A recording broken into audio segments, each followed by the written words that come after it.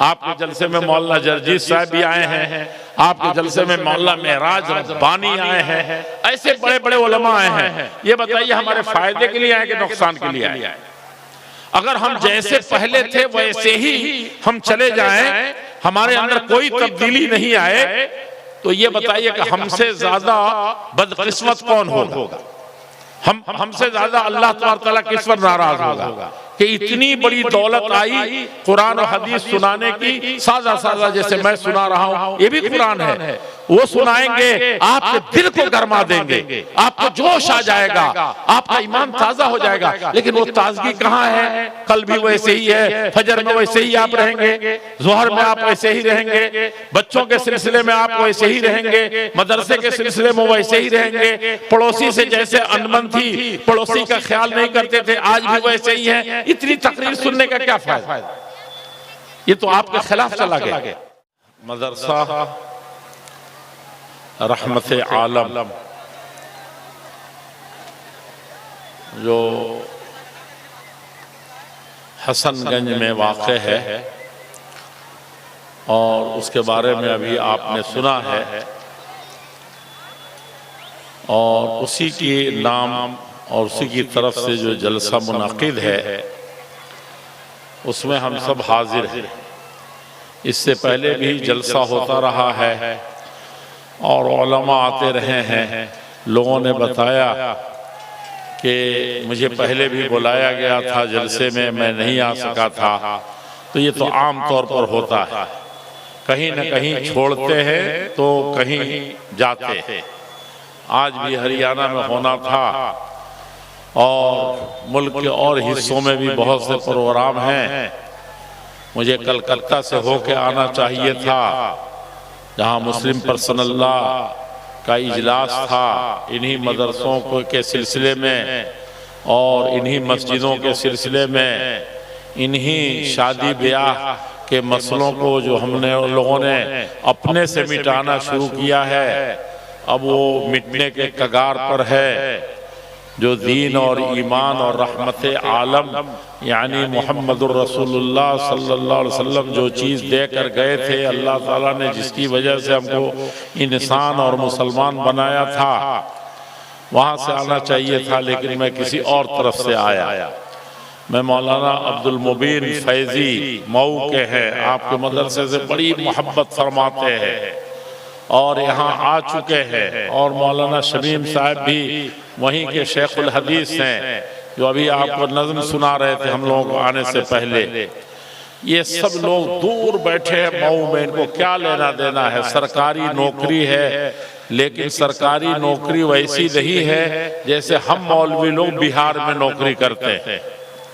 यहाँ सरकारी नौकरी, सरकारी मदरसे मिलने का मतलब ये है कि आज़ाद हो गए, तनख्वाह थोड़ी बढ़ गई, तनख्वाह थोड़ी सी अब बिल इंतजाम यानी हर महीने या बहरहाल मिलने की गारंटी मिल गई कि मिलेगी, कभी ना कभी मिलेगी।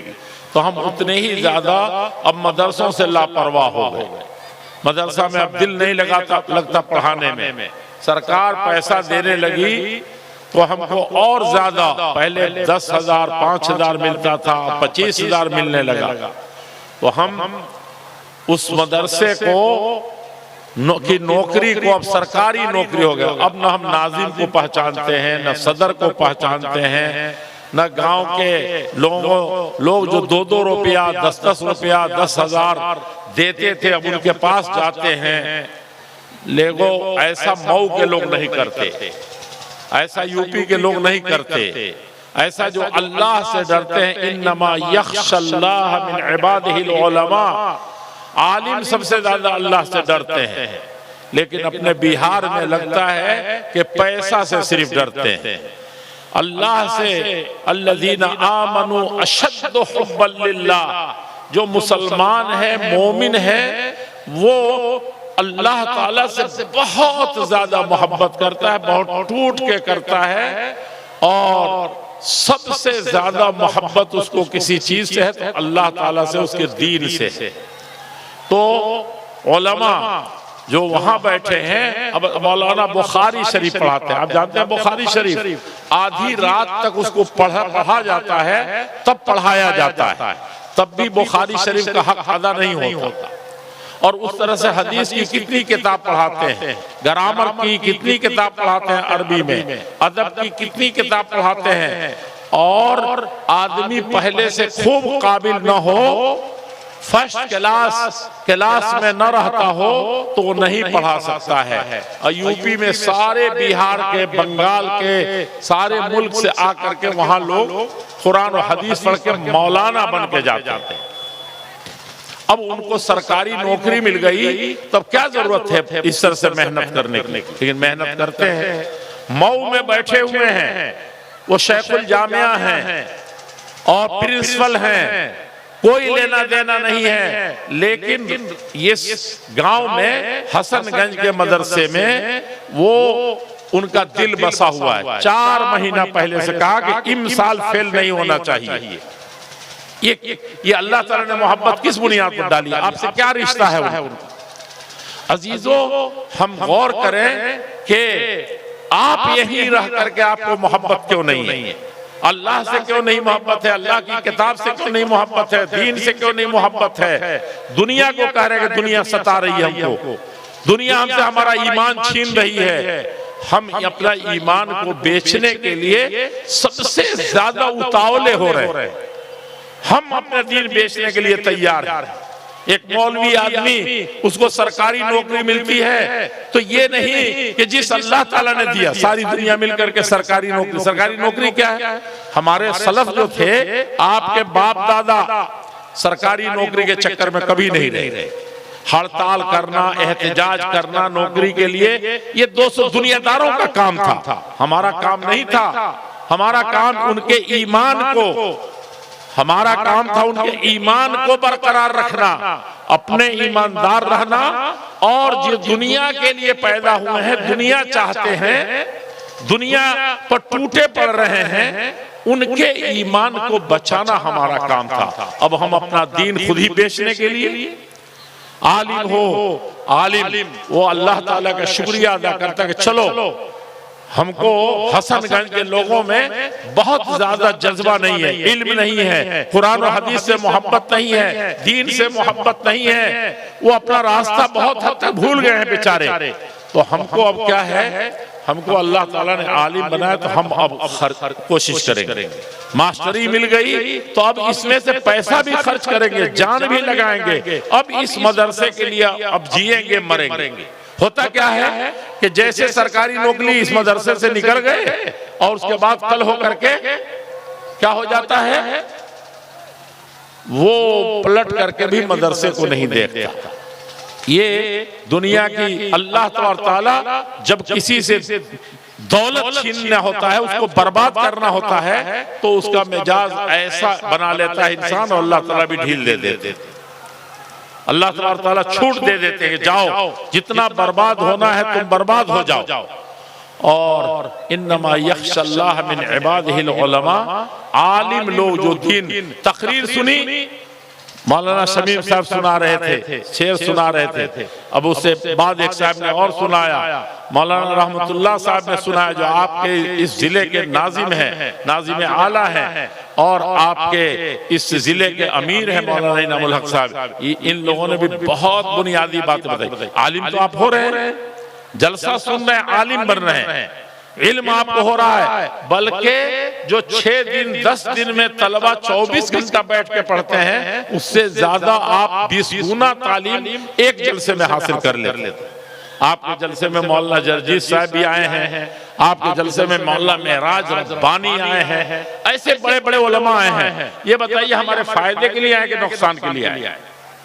अगर हम जैसे पहले थे वैसे ही हम चले जाएं, हमारे अंदर कोई तब्दीली नहीं आए, तो ये बताइए कि हमसे ज्यादा बदकिस्मत कौन होगा?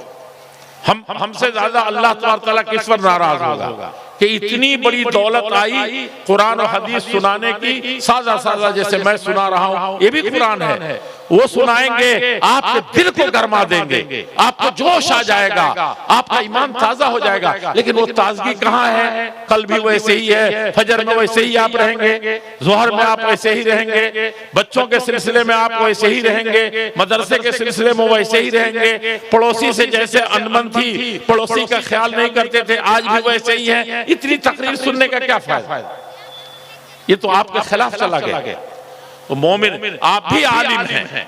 कौन कहता है कि जाहिल है? कौन मुसलमान बताओ उससे बदबख्त मुसलमान क्या होगा? नहीं जानते कि 5 वक्त की नमाज फर्ज है मुझ पर, मेरी बीवी पर फर्ज है, मेरे बच्चों पर फर्ज है, और मेरे पड़ोसी पर फर्ज है। कैसे वो अकेले 5 वक्त की नमाज पढ़ करके अकेले उसको नींद आ जाती है? ऐसा हो सकता है क्या कि तुम्हारा बगल में तुम्हारा बेटा जल रहा है, इस दुनिया की आग में नहीं 70 गुना ज्यादा तेज आग में जल रहा है, तुम्हारे सामने चल रहा है, तुम समझोगे बिस्तरे पर सोया हुआ है, बड़ा मेरा बच्चा बड़ा अच्छा पलंग खरीद दिया उस पर सोया है, कैसे तुमको नींद आती है? लोगों, ये बहुत बड़ी ये दुनिया जो है धोखे की जगह, हयातुद दुनिया इल्ला मताउल गुरूर। दुनिया के जितने भी ये चीजें नजर आ रही हैं जिसमें दुनिया भटकी हुई है, धोखे की टट्टी। इस धोखे से जो निकल गया वही कामयाब है। किया है तूने मताए गुरूर का सौदा, तुमने बिजनेस कर लिया है। किस चीज का? धोखा खाने। समझते हो कि दुनिया को धोखा दे रहे हैं। मौलाना आयत में दाखिल हुआ तो पढ़ रहे थे, मैंने कहा शायद तकरीर करेंगे, किया नहीं इन्होंने। इन्नमा युखादिऊन अल्लाह को धोखा देते हैं। फजर में नहीं आए तो किसको धोखा दिया? चंदा पॉकेट से नहीं निकल सका, किसको दिया? अकल। आज रात में बच्चे के पेट में दर्द हो जाए, पता नहीं कितने हजारों लग जाए, लाखों लग जाए, किसी का नहीं। मेरे अजीजों, ये जो बहुत अल्लाह वाले हैं, जो थोड़ा भी जिनको ईमान है, इंसानियत है, और उनको अल्लाह ताला ने दिमाग दिया, तो वो खुद सोचे, किसी तकरीर के भरोसे नहीं रहता। तकरीर किसके लिए होती है? तकरीर तो होती है कि फज़क्किर फ़इन्न ज़िक्रा तनफ़उल मोमिनीन, वज़क्किर फ़इन्न ज़िक्रा तनफ़उल मोमिनीन। ऐ मुहम्मदुर रसूलुल्लाह सल्लल्लाहु अलैहि वसल्लम, जो ईमान वाले हैं उन्हीं को आपकी तकरीर फायदा देगी। ज़क्किर, आप ईमान वालों को नसीहत कीजिए। हसनगंज वाले मुसलमान हैं, ईमान वाले हैं, उनको तकरीर करेंगे तो फायदा पहुंचेगा। वइल्ला अंज़रतहुम अम लम तुंज़िरहुम ला युमिनून। ऐ नबी, आप भी आपसे अच्छा, आपसे नेक, आपसे अच्छा दिल वाला अल्लाह ताला ने आपको सबसे नेक बनाया, रहमतुल लिल आलमीन, सबके लिए आप रहमत हैं। कभी जिंदगी में किसी के लिए, दुश्मन के लिए भी बुराई नहीं चाहिए। सलाम उस पर के जिसने गालियां सुनकर दुआएं दी। लोग गाली देते थे, वो दुआ देते थे। लोग मारते थे, आप उनको बचाने के लिए अपने आप को सबसे बड़ी मुसीबत में डाल देते थे। ये बताइए, उनकी तकरीर में कोई कमी होगी? हमारे नबी और अल्लाह ताला ने फरमाया कि सबसे ज्यादा वरफ़अना लका ज़िक्रक, दुनिया में अगर चाहते हो मेरा बेटा दारोगा हो जाए और मुख्यमंत्री बन जाए, वजीर आजम बन जाए, दुनिया का सबसे बड़ा बिजनेसमैन बन जाए, जो सीधे जाकर के अमेरिका के सदर से सौदा करे, तो ये तुमको लगता है कि बहुत काम हो गया, बहुत बड़ा हो गया। नहीं, ये अल्लाह ताला से सौदा करने वाले हैं। ये सबसे बड़े वो लोग हैं जो अल्लाह ताला से करते हैं। तो तुमने धोखे का सौदा किया।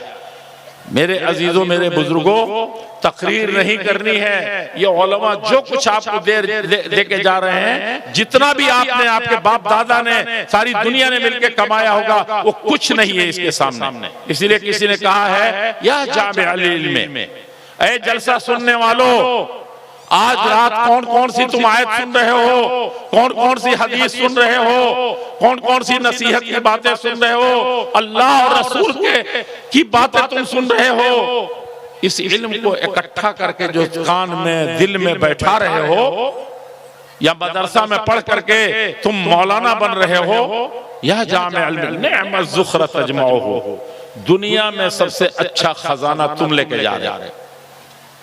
ये बच्चे आप क्या करके 1 किलो जिलेबी खरीद लें और कहा कि हमारे बच्चे खूब उससे जो क्या ये बनाए आपने चरखी, कहा कि खूब खेले, बड़े बच्चे मगन थे। ये नहीं आप खुशी दे के जा रहे हैं, यहाँ सीख के जा रहे हैं कि अपने बच्चे को भूखा रहेंगे, प्यासा रहेंगे, हम अपने बच्चे को पढ़ाएंगे। अल्लाह ताला ने भेज दिया आसमान से।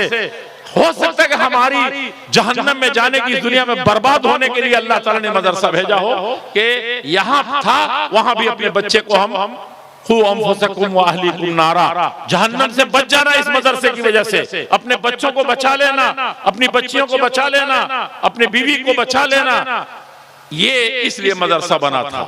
लेकिन हमने क्या किया, उससे न अपने को बचाया, उसके इल्म से न अपने बच्चे को वहां भेज के सिखाया।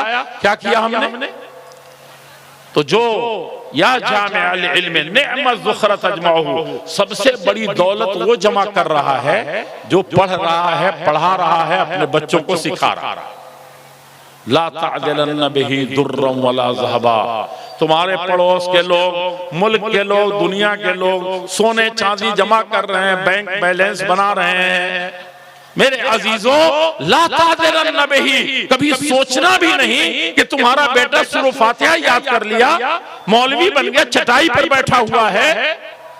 अल्लाह, आप लोग बैठे हुए, ये कुर्सी पर बैठे हुए लोग देखिए, वहां बैठे, मौलाना उनको बुलाइए, हमारी तकरीर डिस्टर्ब हो रही है, यहाँ बैठाइए उनको, समझा? वहां बैठे रहे, बुखारी शरीफ पढ़ाते हैं वो, वल्लाह उसका बदल दुनिया का कोई डॉक्टर इंजीनियर दुनिया से बड़ा नहीं हो सकता। समझा आपने? मत कभी ला तादिरन, आप सोने चांदी दौलत बैंक बैलेंस कुर्सी ये आप इस इल्म के बराबर करते रहे। आप उस नबी को सबसे बड़ा नहीं मानते, नौजुबिल्लाह। अल्लाह ताला ने कहा था कि सबसे ऊंचा आपका बुलंद किया दर्जा, किस कुर्सी पर बैठे थे वो, कितनी दौलत जमा किया था। सुनिए, ये बहुत दिल से सुनिएगा जरा, मेरे बुजुर्गों, मेरे अजीजों, मेरे भाइयों, जरा गौर से सुनिएगा। आपके नबी मुहम्मदुर रसूलुल्लाह सल्लल्लाहु अलैहि वसल्लम से अफजल कोई पैदा हुआ है? उनसे बड़ा कोई पैदा हुआ? क़यामत तक पैदा नहीं हुआ, न होगा। सबसे अफजल थे आप। कौन? मुहम्मदुर रसूलुल्लाह सल्लल्लाहु अलैहि वसल्लम, उनसे अफजल कोई नहीं। अच्छा ये बताइए, उनके पास कितना बैंक बैलेंस था, कितनी दौलत थी? कैसर कैसरा की दौलत आई तो एक मर्तबा बहरैन से माल आया, बहुत सोना, बहुत चांदी, बहुत दौलत। अल्लाह के नबी सल्लल्लाहु अलैहि वसल्लम सब लोग खुश थे कि एक महीना में एक दिन चूल्हा नहीं जलता। हमारी माए बहनें सुने, है आयशा सिद्दीका अल्लाह के नबी की मौलाना की बीवी हो जा रही हैं, मुखिया जी की बीवी हो जा रही हैं, सरपंच साहब की बीवी हो जा रही हैं, डॉक्टर साहब की बीवी हो जा रही हैं। सबकी बीवियों का वही हाल है, जहन्नम में जलेंगी, उसके 2 गुना आप जलेंगे। अल्लाह ताला सबको महफूज रखे। क्यों? बीवी वैसी नहीं बनाया हमने, वैसी बीवी नहीं लाए हम। है आयशा सिद्दीका रूए जमीन पर सबसे अफजल खातून मुहम्मदुर रसूलुल्लाह सल्लल्लाहु अलैहि वसल्लम की प्यारी बीवी, और सारे दुनिया में क़यामत तक जितने मुसलमान होंगे सबकी माँ थी वो। जानते कि नहीं? वो कहती हैं, किसी जगह लिखा है, कभी कहती थी कि 2 महीने में भी हमारे घर चूल्हा नहीं जलता था। कभी कहती है कि एक महीना तक नहीं जलता था। क्या खाते थे? कहते थे कि खजूर खा लिया, खजूर खाते थे, अब पानी पी लेते थे। आप कहेंगे हमको भी मिल जाए 1 किलो खजूर तो मैं भी खा करके 1 महीना रह जाऊंगा ऐसे ही। नहीं लोगों, ऐसा मसला नहीं था। आप हमारी माएं और बहनें सुन रही हैं तो सुनिए, उसी माई आयशा का किस्सा सुनाता हूं ताकि अपने बच्चों को पढ़ाएं, अपने मदरसे को चलाएं। आपके बाप दादा मुठिया से आधा पेट खाते थे। घर में 10 आदमी हैं तो 10 ही मुट्ठी पकती थी। ये नहीं कि इतना भात खाते हैं तो उतना पकता था, बल्कि एक मुट्ठी मुश्किल से आता था। इससे 100 साल 150 साल पहले, 200 साल पहले। और मुठिया से आप दुनिया में सबसे बड़ी हुकूमत चला रहे थे, सबसे बड़ी हुकूमत चला रहे थे आप। जब अंग्रेज ने सब तोड़ दिया था तो मदरसा भी आप चला रहे थे, हुकूमत भी आपके पैसे से चलती थी। समझ रहे हैं? अंग्रेजों से लड़ने के लिए न हिंदू एक पैसा देता था न मुसलमान एक पैसा देता था। कौन देता था? सिर्फ अहले हदीस देते थे, शेर शाह आबादी वाले देते थे 150 साल पहले। समझा आपने? उस वक्त देते थे। क्या करते थे? 10 मुट्ठी 10 आदमी पर पकाना है, उसमें से एक मुट्ठी निकाल करके औरत रख देती थी तो हमारे गांव का मदरसा चलेगा, उसमें से भी कुछ बचेगा तो पटना भेजेंगे इमारत को। वो इमारतें अहले हदीस थी जिसको गंवा दिया आप लोगों ने, बिहार वालों ने गंवाया। समझा आपने? आप छोटी चीज मत समझिए अपनी जिम्मेदारी। और उससे फिर जाता था सरहद पर। हम लोगों के जो पहले वजीर आजम थे ना, क्या कहते थे उनको? प्रधानमंत्री। पहले जब देश आजाद हुआ तो प्रधानमंत्री थे, उनका नाम था पंडित जवाहरलाल नेहरू। वो सब जानते थे मुसलमानों को, आप अपने को नहीं जानते, अपने दादा परदादा चरदादा को नहीं जानते। वो जानते थे कि आपके परदादा चरदादा कैसे थे। वो कहते थे कि ये जो अहले हदीस हैं पटना वाले, पटना वालों के पास पैसा कहाँ था भाई? उनको तो अंग्रेज ने पहले बलडोजर से सब उड़ा दिया था। सब यहाँ से जाता था, सब ने अपने बेटे दे दिए थे, जो कुछ घर की कमाई थी उठा के दे दिया था। उससे भी जब भूखे रहते थे तो एक मुट्ठी औरत रात को निकाल देती थी पकाने से पहले। और ये जाएगा कहाँ? मदरसा। मदरसा इसी से चलेगा। बचेगा तो पटना भी भेजेंगे, उससे बचेगा तो सरहद भेजेंगे। तो वो ऐसे ही नहीं कहते थे कि अहले हदीसों का सबसे बड़ा एहसान है इस मुल्क पर, सादिकाने सादिकपुर का सबसे बड़ा एहसान है। जानते हैं कि नहीं जानते? तो आपको किस दिन दौलत होगी कि आप अल्लाह के रास्ते में खर्च करेंगे, मदरसा चलेगा। आपके बाप दादा तो ऐसे थे, भूख रख करके चलाते थे। तो मैं हज़रत आयशा सिद्दीका का सुना दे रहा हूँ, अपनी बीवियों को जहन्नम की आग से बचाइए, और बल्कि ये बीवियां अपने शौहरों को बचाएं, अपने बच्चों को जिगर के टुकड़े को बचाएं। हज़रत आयशा सिद्दीका रज़ी अल्लाह ताला अन्हा, आप कहेंगे कि खजूर और पानी से जिंदगी गुजरती थी एक महीने, तो इतनी खजूर होती होगी कि 2 4 10 तो खा ही लेते होंगे दिन भर में। नहीं लोगों, एक दिन सुनिए उसको गौर से, एक दिन अल्लाह के नबी सल्लल्लाहु अलैहि वसल्लम, दुनिया के सबसे बड़े इंसान, सबसे अफजल इंसान, अल्लाह ताला के सबसे महबूब और प्यारे इंसान, क्या कर रहे थे? बैठे हुए थे। एक औरत आई, एक बच्चे को ऐसे थामे हुई है, एक बच्चे को ऐसे थामे हुई। बच्चों को देख करके, उनका रोना बिलखना देख करके अल्लाह के नबी का दिल पसीज गया, करीब से रो दें। हज़रत आयशा सिद्दीका ने देखा तो उनकी हालत भी खराब हो गई कि ये औरत जो देखने में लग रही है इतनी भूखी लग रही है, प्यासी लग रही है, लगता है कि इसको कभी गांव की मदीने की सबसे ज्यादा भूखी प्यासी औरत है, और इन बच्चों को जो इस गर्मी में थामे हुई है, इससे तो इसकी और ज्यादा हालत खराब है। और ये बच्चे बिलबिला रहे हैं, रो रहे हैं। आप कह रहे हैं कि लोग फलस्तीन में रो रहे हैं, फला जगह रो रहे हैं, आप क्या कर रहे हैं? वहां लोग जालिम है कि यहाँ ज्यादा जालिम है कि रात को कम से कम जो फजर की नमाज पढ़ता हो, क्या उनके लिए दुआ करेगा? बैठे कभी अरब को गाली देगा, कभी अपनी हुकूमत कहेगा। वाजपेयी जी थे तो फलस्तीन के लिए बोलते थे, वो भी तो भाजपा के थे। आज के लोग क्यों नहीं बोलते? आप क्या करते हैं? आप क्या कर रहे हैं ये बताइए मेरे अजीजों। अपने मन में डूब कर पाजा सुरागे जिंदगी। कुछ अगर तकरीर मत सुनिए, अपने दिल पर थोड़ा सा पत्थर रख करके सोचिए, किसी तकरीर की जरूरत नहीं है, सुधर जाएंगे। सब मदरसा सुधर जाएगा, सब घर सुधर जाएगा, सब पड़ोसी ठीक हो जाएंगे। समझा आपने? देख करके हजरत आयशा सिद्दीका भाग करके घर में गई। घर में गई तो क्या मिला उनको? 3 खजूर मिली। समझ में आ गई बात कि खजूर और पानी पर जिंदगी गुजारती थी। 24 घंटे में एक खजूर एक आदमी को मुश्किल से मिलती थी। ये नहीं कि रोजाना खजूर मिल जाती थी एक, कभी कभी 4-4 2-2 दिन पर एक खजूर मिलती थी। और आज घर में तलाश हुई, 2 बच्चे भूखे हुए आए। और कौन थे? एक औरत, उसकी माँ।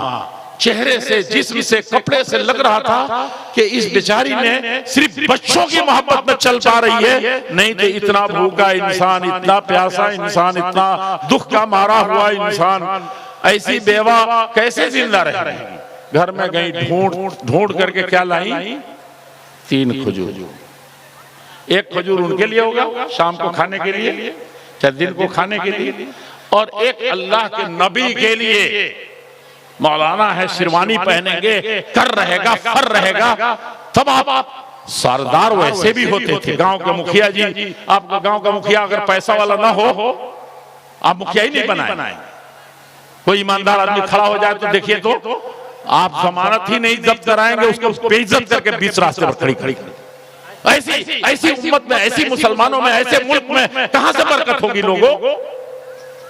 वहां थे लोग जिसके घर में एक खजूर नहीं है। एक खजूर है जो दुनिया के शहंशाहों, बादशाहों, रहमतुल लिल आलमीन सबके लिए सबसे बड़ा था वो।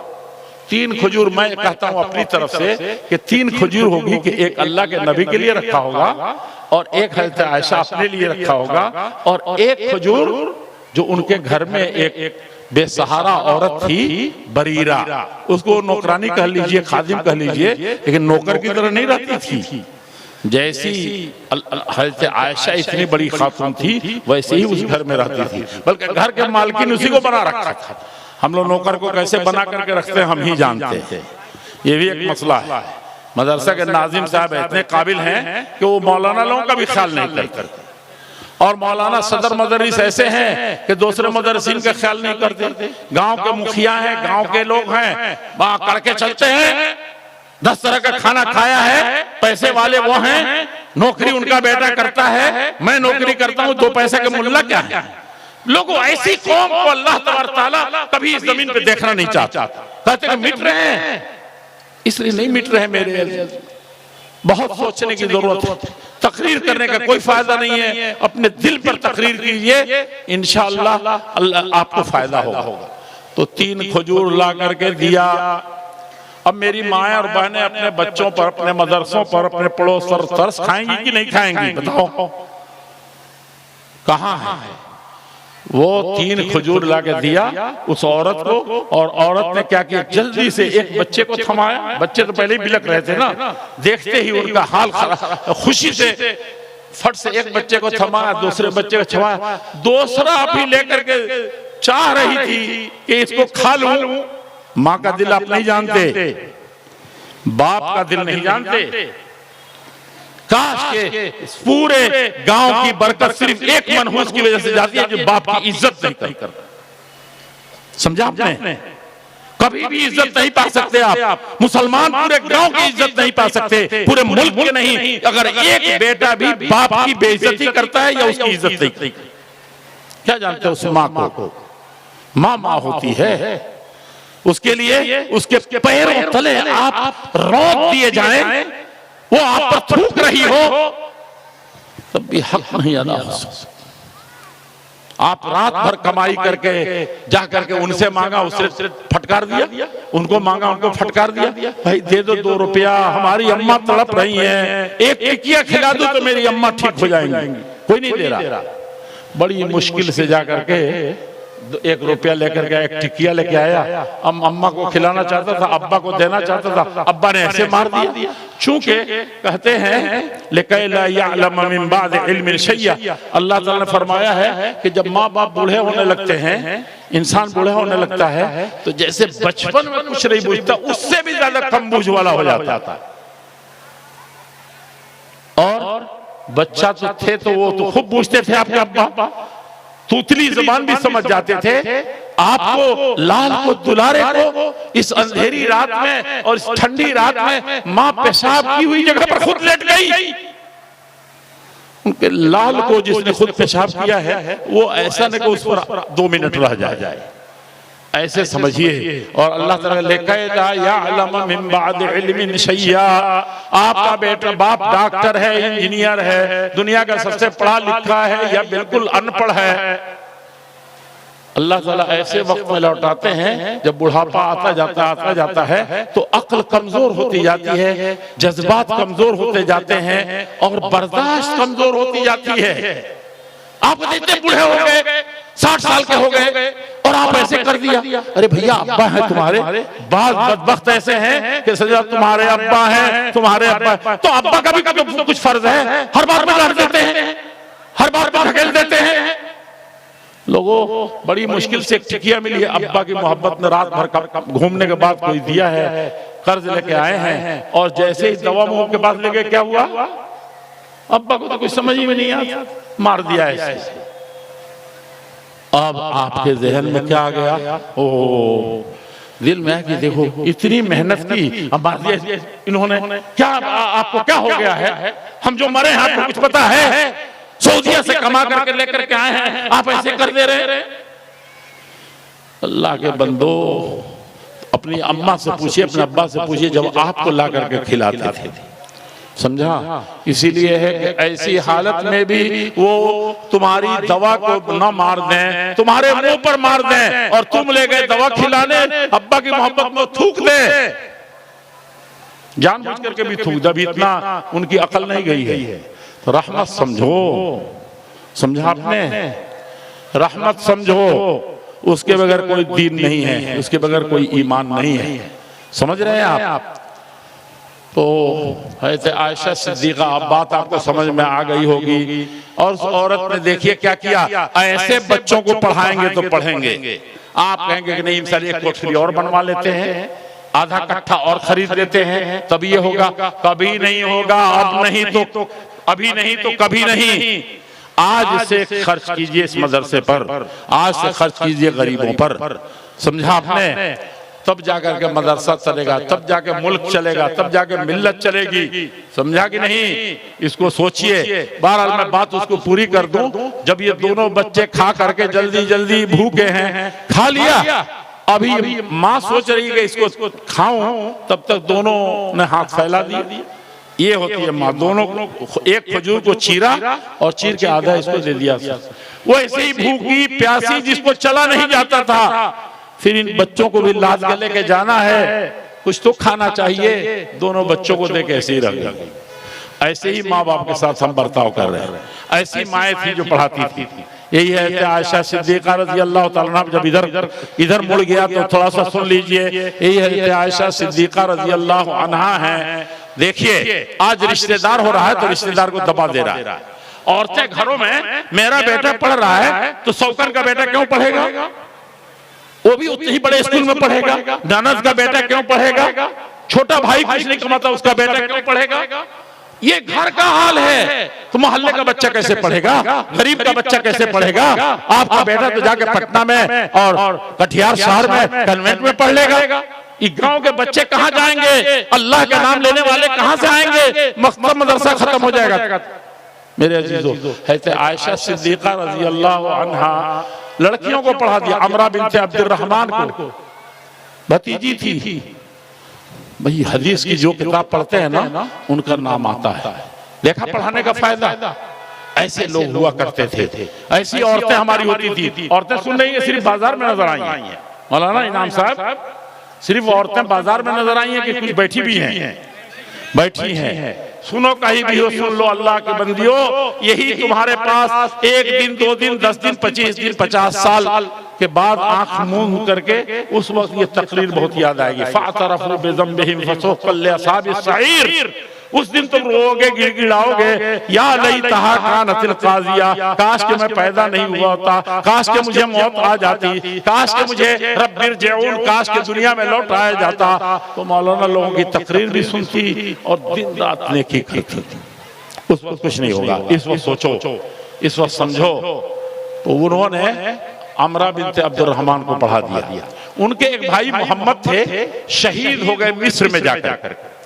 मिस्र में मुल्क की सरहद को बचाने के लिए वहां जाके शहीद हो गए। बच्चे ऐसे ऐसे ऐसे, कौन थी ये औरत थी कि नहीं थी, उठा ले सब बच्चों को, परवरिश किया। कासिम बने, कासिम बिन मोहम्मद का नाम सुना नहीं है। मदीने के जितना इल्म है उसका सबसे बड़े इल्म का एक हिस्सा उन्हीं के पास था।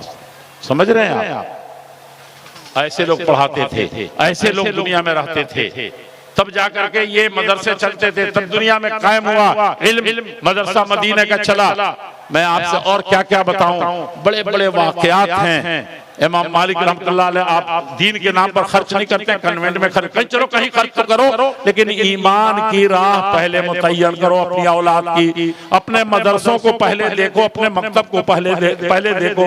बात खत्म करने से पहले मैं कह दूं कि इमाम मालिक रहमतुल्लाह अलैह का नाम सुना होगा, मदीने के सबसे बड़े आलिम थे इमाम मालिक, जानते हैं? उनको जिसने उस्ताद ने पढ़ाया था रबियतुर राय, 30,000 दीनार या दिरहम, जो कई करोड़ बनता है, अरब बन जाता है आजकल के पैसे में। उन्होंने वो चले गए अल्लाह के रास्ते में जिहाद करने। ये माँ जो थी अपने बेटे को उसने 30,000 रुपया खर्च कर दिया पढ़ा दिया, तो मदीने के सबसे बड़े उस्ताद बने। रबियतुर राय आए तो उनको, सुनिए आप बाप है तो सुनिए, है तो बेटी, आप बीवी है तो बहन है तो माँ है तो सुनिए जरा क्या है।